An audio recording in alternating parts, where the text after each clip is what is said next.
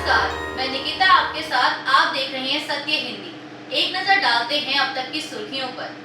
America के राष्ट्रपति Donald Trump ने बताया है कि थाईलैंड और कंबोडिया दोनों ही तत्काल युद्ध विराम चाहते हैं। ट्रंप ने social media platform truth social पर 3 पोस्ट किए और लिखा कि उन्होंने थाईलैंड के कार्यवाहक प्रधानमंत्री और कंबोडिया के प्रधानमंत्री के साथ बात की है। दोनों देश अब युद्ध विराम चाहते हैं। ट्रंप ने लिखा कि शांति होने के बाद उन्हें उम्मीद है कि दोनों के साथ व्यापार समझौता हो सकेगा। ट्रंप ने कुछ मिनटों के अंतराल पर 3 पोस्ट किए और लिखा कि अभी मेरी कंबोडिया के प्रधानमंत्री से बहुत अच्छी बात हुई। मैंने उन्हें थाईलैंड और उसके कार्यवाहक प्रधानमंत्री के साथ अपनी बातचीत की जानकारी दी। दोनों पक्ष तुरंत युद्ध विराम और शांति चाहते हैं। वे अमेरिका के साथ फिर से व्यापारिक बातचीत की मेज पर लौटना भी चाहते हैं, जो हमारे विचार में तब तक उचित नहीं है जब तक लड़ाई रुक नहीं जाती। उन्होंने तुरंत मिलने और जल्दी से युद्ध विराम पर सहमति बनाने और आखिरकार शांति स्थापित करने पर काम करने के लिए सहमति दी है। ट्रंप ने इससे पहले लिखा कि मैंने अभी थाईलैंड के कार्यवाहक प्रधानमंत्री से बात की। यह एक बहुत अच्छी बातचीत थी। थाईलैंड भी कंबोडिया की तरह तत्काल युद्ध विराम और शांति चाहता है। अब मैं यह संदेश कंबोडिया के प्रधानमंत्री को पहुंचाने जा रहा हूं। दोनों पक्षों से बात करने के बाद ऐसा लगता है कि युद्ध विराम, शांति और खुशहाली एक स्वाभाविक रास्ता है। अब देखते हैं आगे क्या होता है। एक पोस्ट में ट्रंप ने भारत और पाकिस्तान सैन्य संघर्ष का भी जिक्र किया। उन्होंने लिखा कि मैं एक कठिन स्थिति को सरल बनाने की कोशिश कर रहा हूं। इस युद्ध में बहुत लोग मारे जा रहे हैं, लेकिन ये मुझे पाकिस्तान और भारत के बीच हुए उस संघर्ष की बहुत याद दिलाता है जिसे सफलतापूर्वक रोका गया था। आपको बता दें कि थाईलैंड और कंबोडिया की सीमा पर चल रही सैन्य झड़प में अब तक कम से कम 16 लोगों की मौत हो चुकी है। थाईलैंड और कंबोडिया सीमा पर गुरुवार सुबह से ही दोनों देशों के सैनिकों के बीच गोलीबारी हो रही है। कांग्रेस नेता और लोकसभा में नेता प्रतिपक्ष राहुल गांधी ने बिहार में कुछ जगहों पर कर्मचारी चयन आयोग यानी एसएससी की परीक्षा रद्द होने की खबरों पर प्रतिक्रिया दी है। राहुल गांधी ने आरोप लगाया है कि इस तरह परीक्षा रद्द होना प्रशासनिक भ्रष्टाचार और परीक्षा माफियाओं के गठजोड़ का नतीजा है। उन्होंने सोशल मीडिया प्लेटफॉर्म एक्स पर कुछ मीडिया रिपोर्ट्स शेयर करते हुए लिखा कि एसएससी फेज 13 की परीक्षा में सामने आ रही गड़बड़ियां सिर्फ लापरवाही नहीं बल्कि मोदी सरकार के विफल और सड़े हुए सिस्टम का आईना है। राहुल गांधी ने कहा कि 400 से 500 किलोमीटर दूर से परीक्षा देने पहुंचे युवाओं को केंद्र पर जाकर पता चलता है कि उनकी परीक्षा रद्द कर दी गई।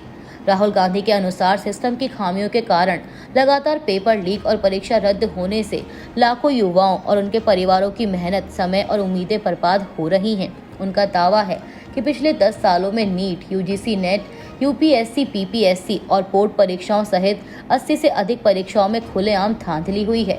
सिर्फ इस साल की धांधली से 85 लाख बच्चों का भविष्य प्रभावित हुआ है। इन्हें रोकने में सरकार नाकाम रही है और भर्ती परीक्षाओं में पारदर्शिता और सुधार के उसके बड़े बड़े वादे खोखले साबित हुए हैं। समाचार एजेंसी पीटीआई की एक रिपोर्ट के मुताबिक बिहार के कुछ इलाकों में कर्मचारी चयन आयोग यानी एसएससी की परीक्षा रद्द होने की खबरें हैं। समाजवादी पार्टी के अध्यक्ष अखिलेश यादव ने शनिवार को कहा कि आरक्षण तभी बचेगा जब संविधान बचेगा, क्योंकि संविधान ही कवच है।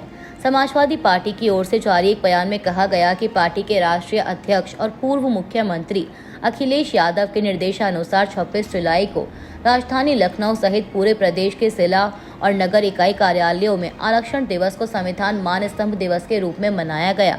अखिलेश ने बयान में कहा कि भारतीय संविधान की एक प्रति की उपस्थिति में संविधान मान स्तंभ स्थापना दिवस का आयोजन करके हम सामाजिक न्याय, समानता और आरक्षण की रक्षा और उसे बनाए रखने के अपने संकल्प को दोहरा रहे हैं।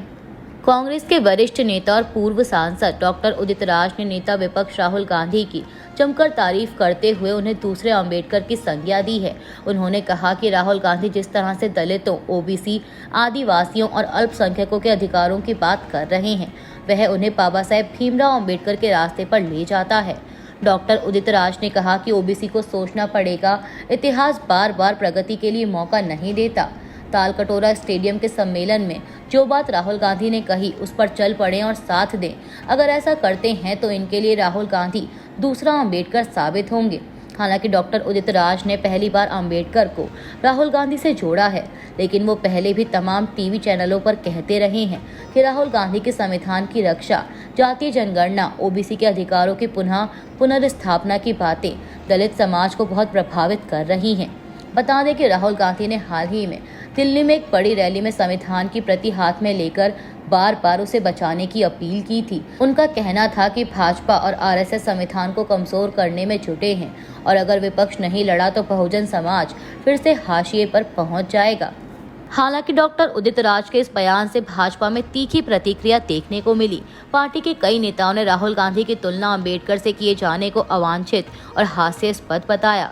भाजपा प्रवक्ता शहजाद पूनावाला ने कहा कि जिस व्यक्ति ने खुद कभी जातिगत नीतियों के पक्ष में ठोस कदम नहीं उठाया, उसे दूसरा अंबेडकर कहना दलित समाज का अपमान है। कांग्रेस को ऐसे प्रतीकों से खेलना बंद करना चाहिए। बिहार में सबसे बड़ी विपक्षी पार्टी आरजेडी से निष्कासित विधायक और लालू यादव के बड़े बेटे तेज प्रताप यादव ने शनिवार को बड़ा ऐलान किया। उन्होंने कहा कि वो आगामी विधानसभा चुनाव में महुआ सीट से निर्दलीय चुनाव लड़ेंगे। उन्होंने टीम तेज प्रताप का गठन किया है और 31 जुलाई को महुआ में कार्यक्रम भी होगा। बिहार सरकार के पूर्व मंत्री तेज प्रताप यादव ने कहा कि टीम तेज प्रताप यादव जनता तक पहुंचने के लिए एक प्लेटफॉर्म है।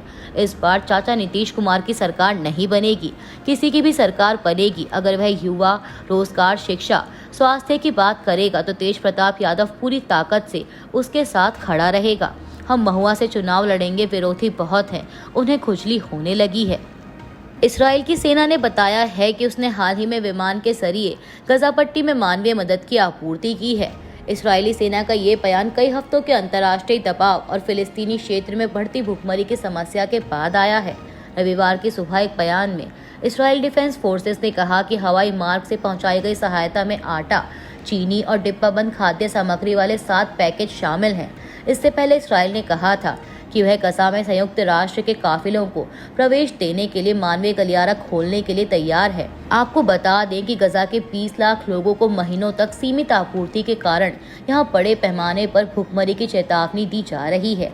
वहीं इस्राइल ने जानबूझकर भुखमरी फैलाने के दावों का खंडन किया है। अपने एक एक्स पोस्ट में आईडीएफ ने गजा में मानवीय सहायता में सुधार के लिए नए कदम उठाए जाने की जानकारी दी। आईडीएफ ने लिखा कि खाद्य वितरण की जिम्मेदारी संयुक्त राष्ट्र और अंतर्राष्ट्रीय सहायता संगठनों की है। इसीलिए संयुक्त राष्ट्र और अंतर्राष्ट्रीय संगठनों से अपेक्षा की जाती है कि वे सहायता वितरण में सुधार करें और यह सुनिश्चित करें कि सहायता हमास तक ना पहुंचे। सहायता एजेंसी के नेताओं ने गजा में इसराइल की ओर से हवाई मार्ग से राहत सामग्री गिराए जाने को ध्यान भटकाना करार दिया है। इन नेताओं का कहना है कि इससे गजा में गहराता भुखमरी का संकट दूर नहीं हो पाएगा। इंटरनेशनल रेस्क्यू कमेटी के किरण डोनेली ने कहा कि हवाई मार्ग से सहायता सामग्री गिराकर कभी भी जरूरी मात्रा या गुणवत्ता वाली सहायता मुहैया नहीं कराई जा सकती। बता दें कि 100 से अधिक अंतर्राष्ट्रीय सहायता संगठनों और मानवाधिकार समूहों ने गजा में बड़े पैमाने पर भुखमरी की चेतावनी दी है। हमास की ओर से संचालित गजा स्वास्थ्य मंत्रालय ने शनिवार को कुपोषण के कारण 5 और मौतों की सूचना दी। स्वास्थ्य मंत्रालय ने कहा कि युद्ध शुरू होने के बाद से खाने की कमी के कारण गजा में मरने वालों की संख्या 127 हो गई है, जिनमें 85 बच्चे भी शामिल हैं। अभी के लिए इतना ही। बाकी की देश दुनिया की बड़ी खबरों के लिए बने रहिए सत्य हिंदी के साथ। Copyright disclaimer under Section 107 of the Copyright Act 1976. Allowance is made for fair use for purposes such as criticism, comment, news reporting, scholarship, and research. Fair use is a use permitted by copyright statute that might otherwise be infringing.